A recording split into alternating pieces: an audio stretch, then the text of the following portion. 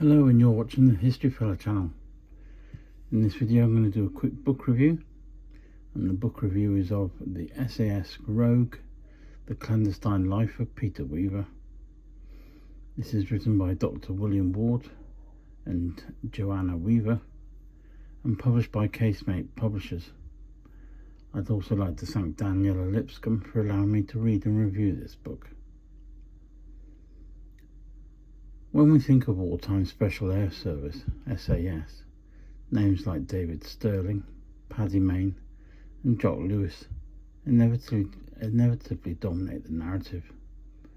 However, the true strength of the early SAS lay in its lesser known, fiercely independent rogues. Men whose natural defiance of authority made them terrible peacetime citizens, but peerless behind-the-lines operators.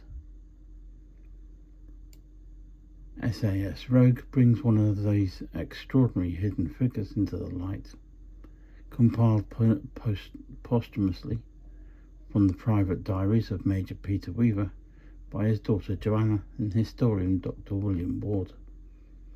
This biography is gripping, unpolished, and refreshingly candid look at a remarkable military career. Before Peter Weaver ever wore the winged dagger of the SAS, he was already deeply entrenched in Britain's darkest secrets. A natural rebel, failed businessman, and first-class sportsman, Weaver found his true calling at the outbreak of World War II. The first half of the book offers a fascinating look at his time in the auxiliary units, the ultra-secret stay-behind civilian resistance force designed to wage bloody guerrilla warfare if the Germans ever invaded Britain. Operating from hidden bunkers in the Dorset countryside, Weaver's ruthless training standards caught the eye of the commando leaders, ultimately leading him and his men straight into the crosshairs of Lieutenant Colonel Paddy Mayne. The biography brilliantly captures this transition.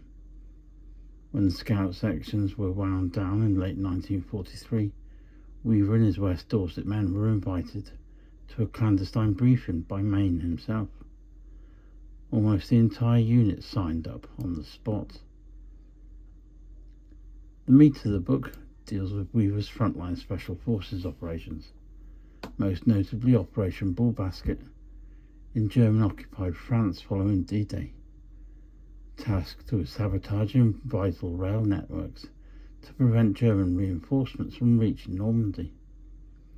The mission turned into a tragic nightmare when their base at Valérès was betrayed. Weaver's raw diary entries paint a visceral picture of what followed: the frantic chaos of the German ambush, his narrow escape, and the harrowing reality of losing 33 of his fellow SAS comrades to the German firing squad. The book doesn't stop at VE Day, which is one of its greatest strengths. It follows Weaver through the relentless drive into Germany on Operation Archway, the harrowing first-hand trauma of being among the first Allied troops to enter and liberate the Bergen-Belsen concentration camp, and the post-war Special Forces deployments disarming garrisons in Norway, counter-insurgency in Crete, and brutal combat in the Suez Canal zone. Now, in what sets SAS Rogue apart from standard military histories is its total lack of glossy revisionism. Weaver was not a textbook hero. He was a fast-driving, hard-drinking womanizer who openly struggled with domestic life and the people who loved him. But utilising his raw, unfiltered diary entries, meticulously cross-referenced and verified by Dr. Ward's decade of historical research, the book delivers his truth rather than a polished PR campaign. The juxtaposition of extreme battlefield bravery with a flawed, turbulent personal life makes Weaver an incredibly human and compelling subject. SAS Rogue is an essential addition to the library of any World War II or Special Forces enthusiast.